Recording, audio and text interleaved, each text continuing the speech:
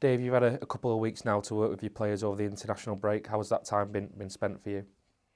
Um, yeah, it was a good opportunity for us because of the series or schedule that we have coming up. So we play Saturday, Tuesday now for the coming sort of 4 or 5 weeks, and looking at what the schedule brought up, if we were to have 30 sessions or and take games out of it, 22 sessions, the reality was that only 4 of them were going to be spent all together as a group, not in a +1 or -1 game schedule. So it was a short opportunity, a short window to be able to get some work in and try and work on our game model stuff and try and improve in those areas, while still in some instances getting players up to speed, and in some instances trying to give them a little bit of a rest, and making sure we look after them and manage them through the loading part of that week. I suppose, as you say, it is in a way like the calm before the storm right now, because you are coming up to a busy period, not just in terms of the amount of games that you've got coming up, but also the teams that you're facing as well, a challenging run ahead. Yeah, a good run. Listen, I think football's never played on paper, but if you look at our first 9 games and you compare that to our second 9 games, then this second 9 certainly look a lot tougher just on paper with the teams that we're playing against. But with that brings a challenge, and a challenge that we're looking forward to. I suppose you look at the positive, we've had the opportunity to dip our toe a little bit into what this league looks like and how we're doing. And we should be in a better place than we were for the first game of the season. Granted, we're playing against teams that likewise will be in a better place. But we play some of the top teams in this block. But again, if we have aspirations of being in and around things over the course of the season, you got to take points from them games. You got to try and win them games, and we'll certainly be looking to do that. You did have a B team game against Stoke City last week as well. I say B team, but you named a very strong side for it. How beneficial was that for you? Yeah, beneficial for me, beneficial for the players who needed minutes, which is always going to be the case.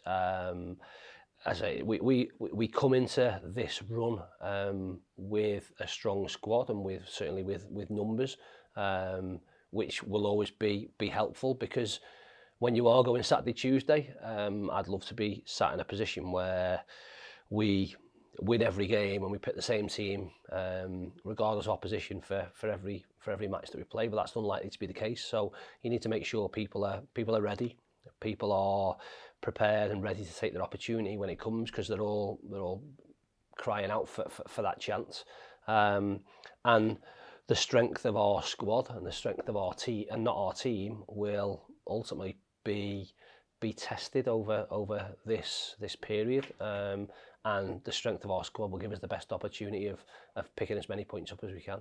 When you talk about players being ready and needing to take the chance when it comes, I guess Nick Powell and Odin Bailey were the shining example of that last time out against Wigan, in terms of the impact they had when they came on in the second half. Absolutely. So again, you have difficult conversations when you look at how you think games may potentially go, and Powell and Odin were left out of the squad in previously. It's not through anything they've done, just us having a thought of what the game might look like, and how the profiles of our players might best suit what we might have to do in the game.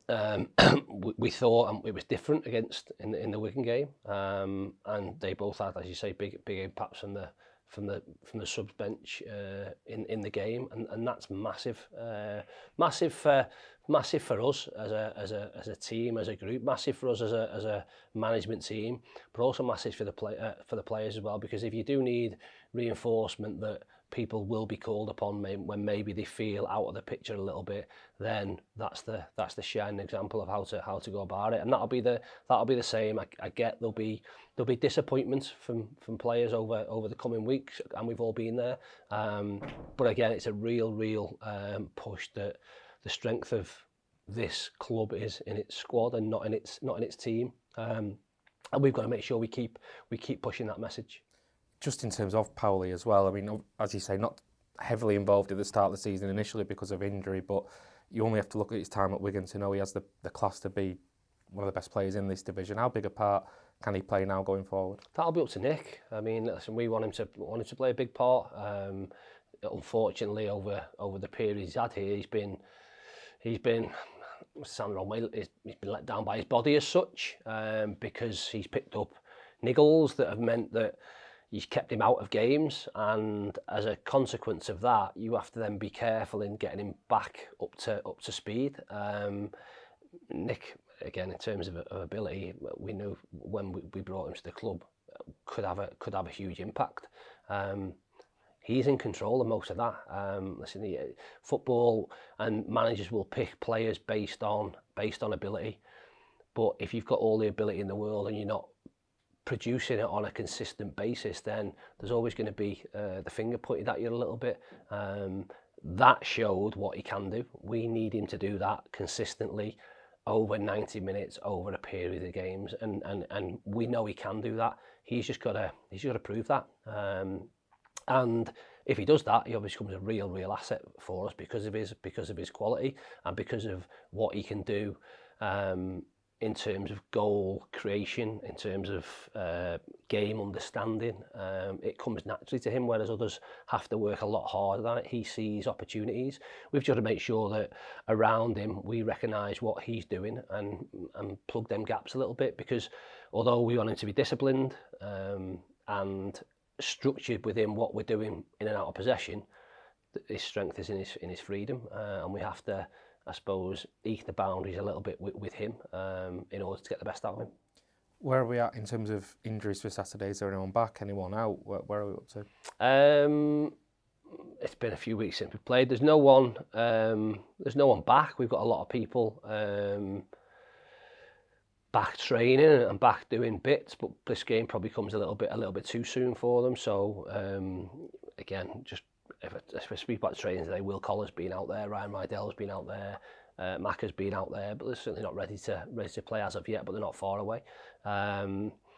Campsey's got a slight issue, but we'll see where he's at. But apart from that, we're in a pretty good place. It's quite a lonely treatment room for Noiley at the moment, and long may that continue. And the sooner we can get the three that I spoke about back, and we can get everybody fit and available, as much as it makes our job really tough, it's I suppose a positive outcome of having difficult decisions to make rather than being where we were 3 or 4 weeks ago. One player that's not featured yet has been Michael Mellon, obviously still building his way back up from that injury. Featured in the Stoke game though. Is he close to being ready to be involved out on the pitch now? Michael's ready to be, yeah, he's ready. He's trained now fully for the last 2 weeks. Obviously didn't go away on international duty, so you get more opportunity to get minutes into him.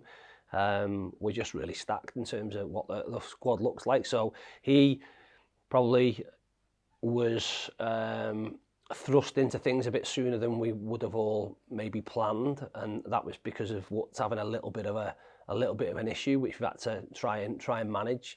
But just in case we had Michael involved when probably he wasn't really ready and really match fit, that probably increased his desire to thinking he was back and involved fully, and we've had a conversation with him on that. He's got to be patient. Listen, he continues to show his quality day on day when he's out on the training pitch.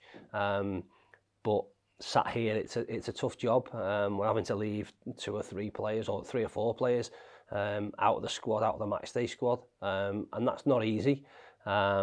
But we go with what we feel and how we think the game will pan out. Sometimes we get that wrong, but that's a consequence of managing a club where the squad at the moment is really strong, and we've got plenty of options. But like I say, I'd much rather have it that way than the other. In terms of the injury situation, you'll obviously pick up 1 or 2 as you go along, as every club does, but touch wood on the whole, from where you were in the last 18 months, it does seem to have finally settled a little bit. Has anything changed from your point of view? Have you done anything differently, or is that just naturally kind of settled down? Oh, listen, when a player gets injured, you look at absolutely everything, and especially when it's a muscle injury. I think over the course of certainly the last 12 months, some of the injuries we've had, as much as you'll question, sometimes you go, that thing, it happens, and we've looked at makeup of pitch, and where we've trained and how long we've trained and when we've trained. We control the loading of players ridiculously to the meter, and can we prevent someone going into a tackle. No, we're competitive. We play, we train with a real intensity. But we've had, I suggest, a dozen injuries at least that have been almost non-contact. People getting injured severely with no one near them, and sometimes they're just things that happen. They happen everywhere. It's always highlighted more when it's in your building because you're in it. But if you go and look at every other club's had injuries, and it's something you have to deal with. And I think everybody's not scratching their head. Everybody's looking for answers, and sometimes their answers aren't there. You can be ultra vigilant in how you go about things, and the detail and the sports science that's involved and the medical support that's involved in football nowadays is miles and miles ahead of anything it's ever been. Yet the number of injuries seems to be increasing, and someone a lot brighter and paid a lot more money than me will hopefully come up with some kind of prognosis as to why that's happening, and we can all get told the secret to it, and we can all try and reduce what's going on. Like you say, at the moment we're in a good space, and we'll continue to try and make players more robust by doing things in the gym and working on their strength and working on their power and giving them the best opportunity. Hopefully that turns out to be the case, and we can keep many of them on the pitch for as long as possible. Just finally on Charlton, I think in the fans forum at the start of the season you named them as a team that you could see challenging for promotion this year, and when you look at the home record since Nathan went in there in February, there aren't many tougher places to go in the division than the Valley right now. No, they've strengthened really well in the summer. They had a strong squad anyway. Obviously, Nathan's got in there, different voice if you like, but with real expectation. And on the back of beating Birmingham at home in their last game, who are quite deservedly so odds-on favourites to go out of League One, then it's a tough test. But we know from previous experience in terms of going there, it's a brilliant place to play. We'll travel in numbers.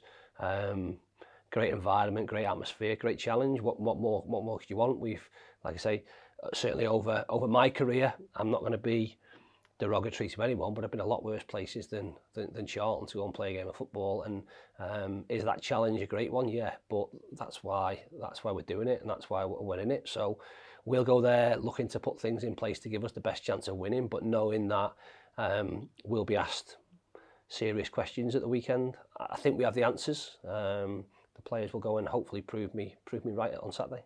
Appreciate your time, Dave. Thank you. Welcome. Cheers. Thank you.